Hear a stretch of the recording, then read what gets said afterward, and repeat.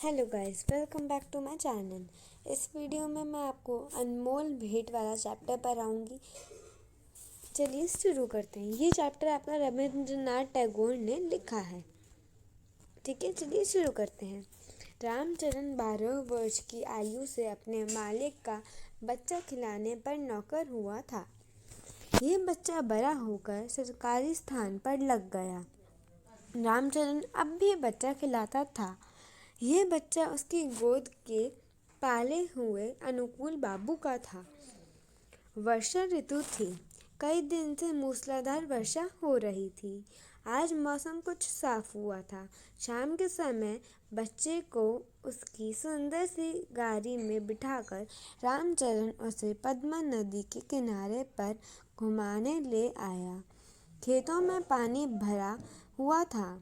एक सुंदर फूल के गुच्छे को देखकर बालक ने उसे पाने की जिद की। रामचरण वह फूल तोड़ने के लिए गया। पीछे से बच्चा गाड़ी से उतरकर नदी की ओर चल दिया। रामचरण फूल लेकर वापस आया। गाड़ी खाली देखकर उसे चारों ओर ढूंढा। वह वहीं बैठ गया। मालिक, मालकिन व अन्य नौकर बच्चे को ढूंढते ढूंढते वहीं आ गए।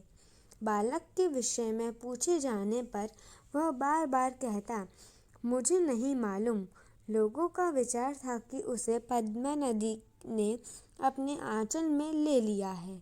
अनुकूल बाबू की पत्नी उससे विनती करने लगी, तुम जितना मर्जी पैसा ले लो, किंतु मेरा पुत्र वापस कर दो। अब देखिए, ये बीच में एक चित्र बना है। इसमें ये नौकर दिखाया गया है और वो जो बच्चा है उसे गाड़ी में दिखाया गया है कि वो जा रहा है पद्मा नदी के पास। ठीक है, अब आगे बढ़ते हैं। चलिए। स्वामिनी ने क्रोध में आकर उसे घर से निकाल दिया। रामचरण अपने गांव वापस चला गया। उसके कोई संतान नहीं थी, किंतु अब उसके आने के 1 साल बाद उसके एक पुत्र ने जन्म लिया। दुर्भाग्यवश बच्चे को जन्म देते ही उसकी पत्नी की मृत्यु हो गई। थोड़ा बड़ा होने पर वह बच्चा उसी प्रकार बोलता जिस प्रकार उसके छोटे मालिक का पुत्र बोलता था। उसे पूर्ण विश्वास था कि उसके छोटे मालिक ने ही उसके घर पर जन्म लिया है। इस बात के उसके पास 3 प्रमाण थे। एक तो उसका पुत्र नन्हे मालिक की मृत्यु के थोड़े ही समय पश्चात उत्पन्न हुआ था। दूसरा यह कि उसकी पत्नी वृद्ध हो गई थी और संतान उत्पत्ति की कोई आशा नहीं थी। तीसरे, बच्चे की भाव भंगिमा व बोलने का ढंग नन्हे मालिक से मिलता था। वह हर समय बच्चे की देखभाल में लगा रहता था। उसने अपनी पत्नी के आभूषण बेचकर बच्चे के लिए आभूषण बनाए। अधिक लाड प्यार से बच्चा बिगड़ने लगा। रामचरण अपनी जमीन बेचकर कलकत्ता आ गया और फलन को स्कूल में दाखिला दिलवा दिया। फलन उसके बच्चे का नाम है। फलन का ध्यान बनाव श्रृंगार में अधिक था। वह अपव्ययी भी बहुत था। आज रामचरण ने उसे प्रेम तो किया पिता की तरह, किंतु बर्ताव उससे मालिक के समान करता था। रामचरण के द्वारा जमीन बेचकर प्राप्त किया गया सारा पैसा समाप्त हो गया। उन्होंने अपने पुत्र को कुछ पैसे देकर कहा, मैं कुछ समय के लिए गांव जा रहा हूँ, तुम घबराना नहीं।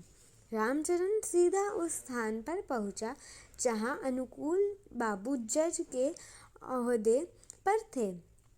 उनकी और कोई संतान न थी। इस कारण अब उसकी पत्नी हमेशा चिंतित रहती थी। अनुकूल बाबू कचहरी से आकर कुर्सी पर बैठे थे। दोनों पति पत्नी अचानक अपने वृद्ध नौकर रामचरण को देखकर आश्चर्यचकित हो गए। उन्होंने पूछा, क्या फिर नौकरी पाना चाहते हो?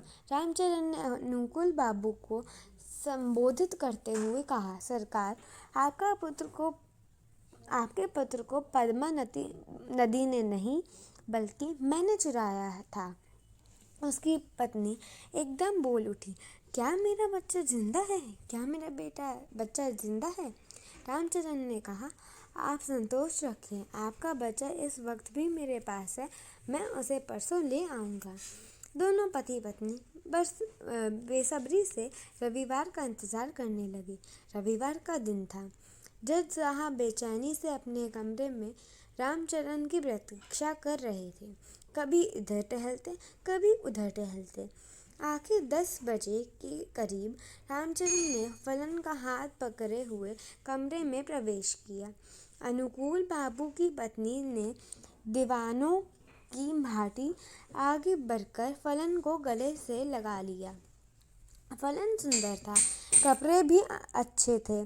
पुत्र प्रेम के आवेश को रोक कर अनुकूल बाबू बोले, इसका क्या प्रणाम है कि यह मेरा पुत्र है?